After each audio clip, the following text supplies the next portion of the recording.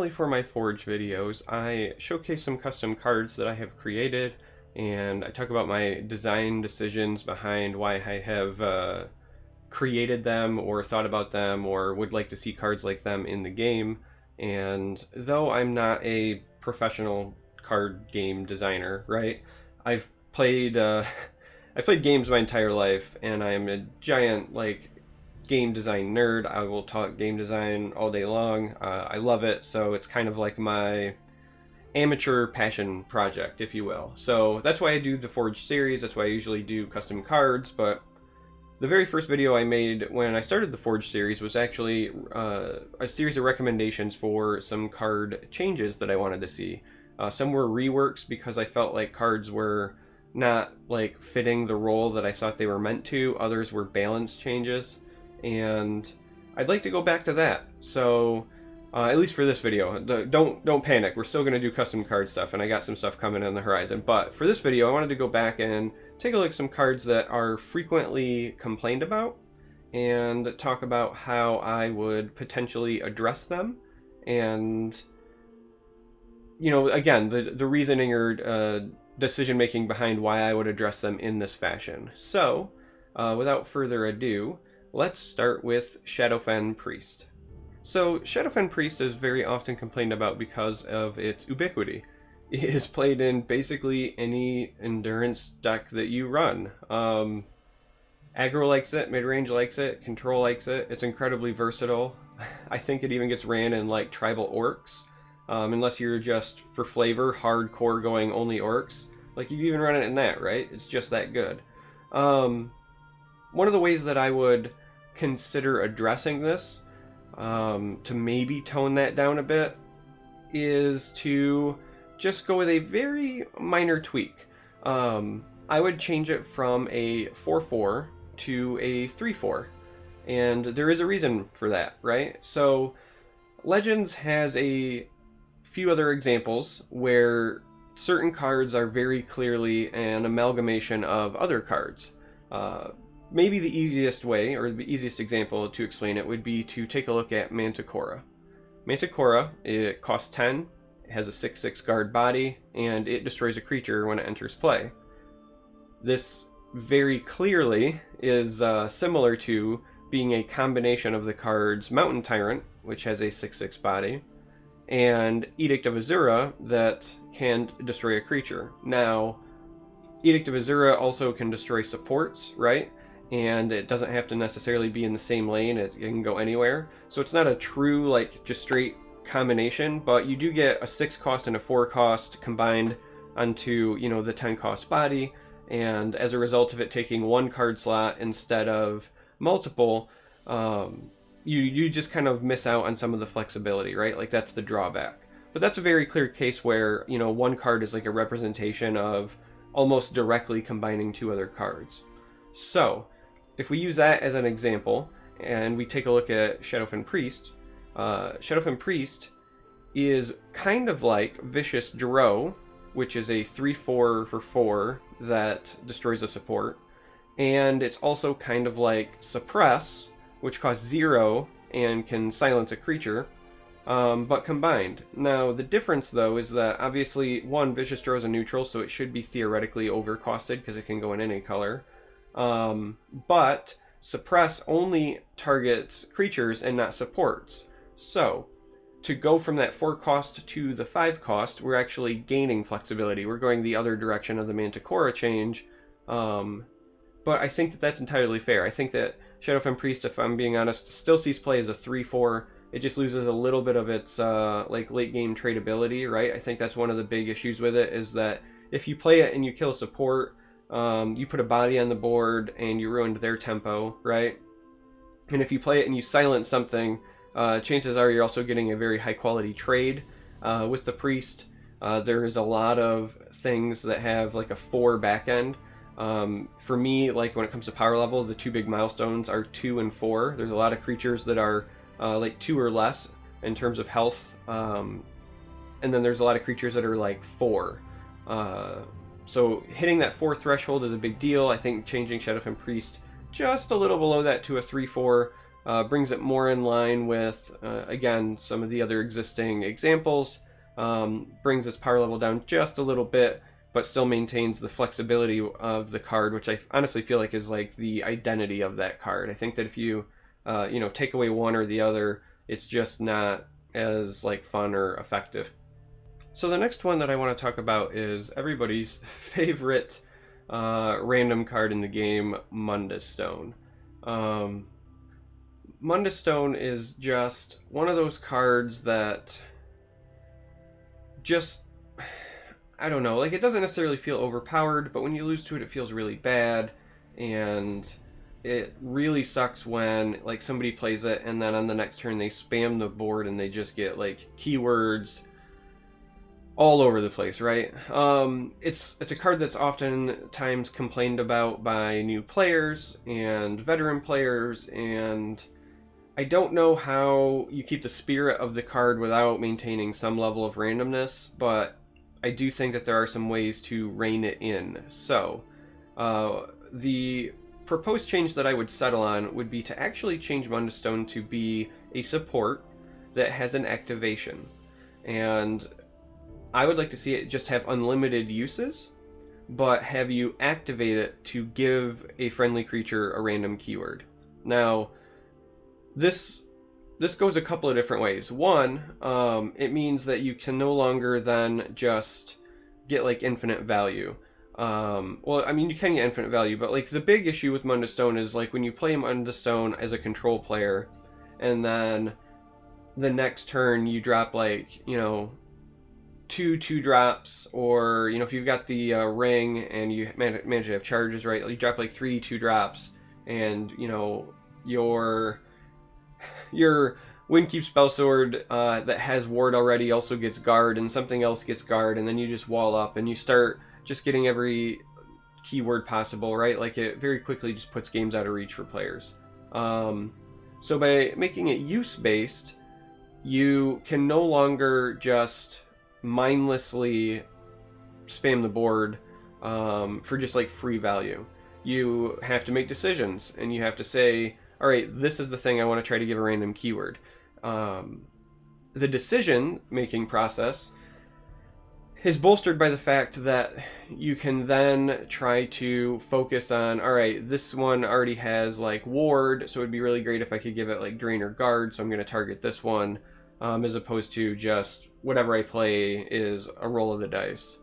The other reason I like making it be use-based is because it also means that to make up a little bit for this nerf, because let's not kid ourselves, this would be a nerf to the card, you would at least get one keyword out of it when you play it, if it's immediately countered, right? So normally if you play Mundus Stone like on curve and somebody blows it up, you got nothing out of it. At least in this scenario, you could play it and give one of your existing creatures a keyword, and then it might just die, right? But the point is you get some value out of it if it is use-based. So that's the best I got. There's a lot of things that I would have preferred to see. Like, I think in an ideal world, I'd like to see it where it actually grants things in a specific chain, right? So that both players know going into it, the first creature that the person plays gets breakthrough, the second one gets charged, the third one gets drained. Obviously, I'm just winging off the top of my head in terms of order, right? But if it's a known value, then both players can play around it, right? I, as the player who has Mundus Stone, can say, okay, I'm going to change my sequencing because I want this creature to get this keyword. And the defending player can say, okay, I know he's going to get a guard off Mundus Stone off the next thing he plays. I need to plan around that, so on and so forth. However, the reason that I'm not suggesting that as a change is because I feel like trying to convey that like set of rules is very difficult to do on the card, and it only gets further complicated if we introduce future keywords, because then you have to inject them like into... Well, I guess you don't have to. You could just stay with the existing keywords, and if new keywords are printed, just not update Mundus Stone. But I feel like that's not as fun either. And if you do include them, then you have to inject them either somewhere into the chain or tack them onto the end of the chain, and then your text gets even longer, and it becomes a little bit of like a hassle. So I think that it would be like the right design choice, but not necessarily an elegant design choice. And so I think that instead, just making Mundstone be an on activation with unlimited uses that still grants a random keyword, keeps within the spirit of the card, gives you a little bit of value in that you can use it the turn you play it to make up for the nerf, but otherwise kind of reins in its ridiculous power level. So that would be my suggestion for Mundstone. And now for the one that everyone probably knew was going to be included, Supreme Atromancer. So I think it's no secret that Supreme Atromancer is, at the moment, this game's Dr. 9, right? Like, decks that run intelligence, even ones that are normally like blind aggro, want to be all just low curve, they're still running Supreme Atromancer. It's just that good. It can steal games on its own. It gives you an instant board, right, in terms of board presence, and it also gives you incredible burst damage. It kind of does a little bit of everything too well. So, how do you address that? Well, there's a lot of different ways you could do it. You could do it with stats. Some people like the suggestion of making it become a unique legend, but then you can't keep it named Supreme Atromancer, right? You would have to give it like a character name, realistically, because all of our unique legends aren't actual names, right? It's not like Daggerfall Mage, it's Tazcad. The other issue with making it a unique is then you have to address the unleveled versions that new players get, right? Like that one is now not unique, but when it levels it's unique. Well then, well, you know, what stops me from like wanting to just run the not leveled one so I can still run cards that give me an instant board? Yeah, the unique one, like I understand why people suggest it. I don't think that's the way to go. I think people also think that just adjusting the damage that it does to face is acceptable, and that it's probably the easiest solution, right? Make it do like 1 damage instead of 2. It's entirely fair. But I still think that it's capable of a lot of burst damage even if you do that. And while I think it should be doing some direct damage, I don't think that it should be like a reliable amount of burst plus give you a board. So, here. I think, right, so my suggestion is that you change it so that it says, whenever you summon a Daedra, do 2 damage to your opponent. So, the Supreme Atromancer is still better than your unleveled version. The Supreme Atromancer still gives you a board, which I honestly think is like the real intent of the card. It's supposed to just give you a lot of, you know, power and toughness for the cost. And you still get that flavor of like pew pew shooting somebody in the face when it comes into play, but then you can no longer also play like 6 Nord Firebrands and just win the game. You can no longer you know, do silly things with just any creature, right? Elusive Schemers or, you know, whatever else. But it also, in my opinion anyway, it plays up on the idea of the card's flavor, right? Like you're an Atromancer. You're not a Nord Firebrand Mancer, you're an Atromancer. So it should be when you summon Daedra. And I think that it would be kind of cool because then you still have synergy with some of the other Daedra cards. You know, maybe we'll see Hyrok Summoner come back. Probably not. The truth is nobody plays Supreme Atromancer like for the summon synergy because like you play it and you expect it to die or just win the game. But like in theory, from a flavor standpoint, you could you know, include some other Daedra cards in just for a couple of extra points of face damage. But it's not going to be the kind of thing that is the like instant win combo. So yeah, from a flavor standpoint, I would actually just like to see that. I would like to see it be changed to Daedra and give that a whirl. And so for the last card change suggestion that I want to make is actually to take a card that used to be a staple, used to be a mainstay, used to be a powerhouse, and then he got obliterated and no longer sees play. I would like to take him and maybe not return him to his full glory, but at least make him playable again, or like an option. That's Nakreen. Our buddy the Dragon Priest used to be like a staple in almost anything that played intelligence because he was just a powerhouse. The nerf to the cost reduction being, you know, randomized and being off the top of your deck took him incredibly out of favor. people just don't play them anymore, and it makes me really sad. So I thought a lot about, like, maybe you change the cost reduction, maybe you make it a flat rate for a bit, and I think I even suggested it on stream or on Reddit. I was thinking, like, maybe you do what I was doing with Atromancer and you make it like almost tribal flavored, and you say, okay, reduce the cost of the next dragon you play. Because the big thing with the old Nakreen was that he limited design space, because anything that was like super expensive, right, anything that costed more than 10, you had to balance around the fact that it could enter play as early as turn 9, because if somebody has the Ring of Magicka and the Dragon Priest, they can cheat it into play.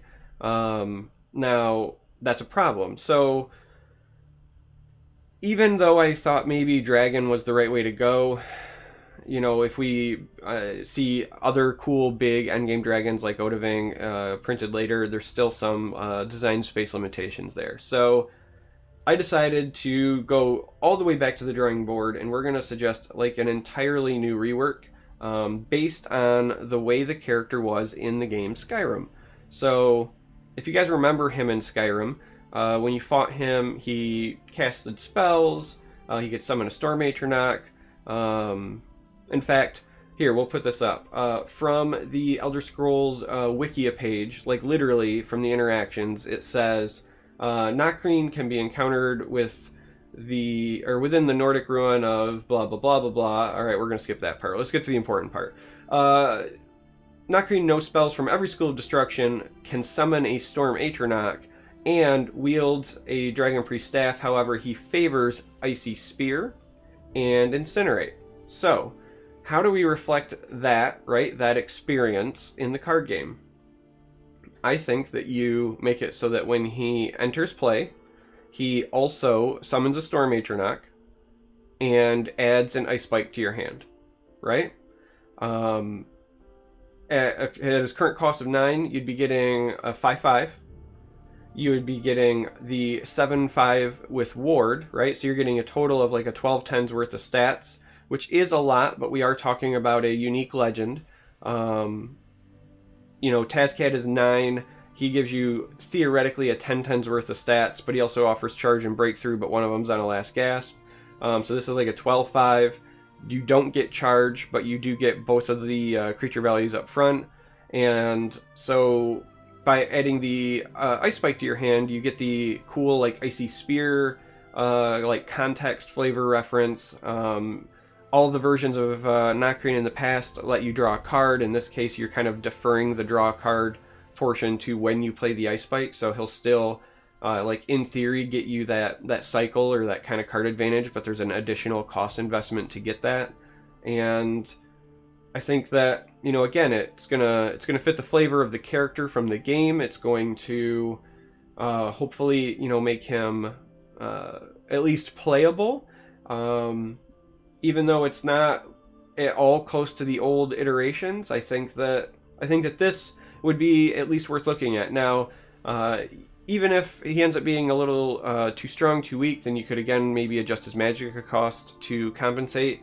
If we, you know, find that his body and the Atronach and all that jazz is too strong. Nakreen used to cost more, so you could bump his Magicka cost back up to the old values. But yeah, this would be my suggestion to hopefully resurrect our poor friend the Dragon Priest from the grave and maybe make him see some play again. So I want to end on something that's not necessarily a card change, but it is a addition to the game that I would like to see in the near future. As we talk about the idea of getting a new adventure here soon, and we talk about getting an expansion later in the year, and we talk about, you know, potential other cross-promotion ideas and things like that. One of the things that I would like to mention would be just some like graphical design UI changes, or not even changes, but just like extra inclusions. I really like the art in Elder Scrolls. I know that a lot of people think that it's kind of dull or drab, but the truth is, it's kind of the way a lot of the games look too. I'm not saying that they don't have their beautiful areas or their beautiful moments, but it's always had a darker tone, right? So this game kind of has like that kind of tone, doesn't really bother me.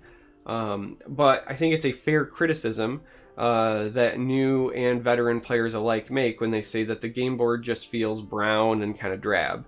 I like that it's on a scroll. Again, I kind of dig the flavor, but it is a little drab. For players who are coming from Hearthstone, they're used to, you know, a number of different boards that all have like interactive elements, and so they're gonna see this and go like, oh, it's kind of boring. And not that we like have to cater to everything, but again, it's a fair criticism. Like, I don't think you can deny it. So I would like to hopefully see the introduction of just some different game boards that, you know, you rotate through, just like Hearthstone. I think that when the Follow the Dark Brotherhood comes out, we should hopefully get one then. You know, something themed along with maybe that adventure, maybe even one or two. In the future, I'd like to see something added that's maybe like Skyrim themed. So maybe you're playing on something with snow, or like a frozen table, or, you know, something in that vein.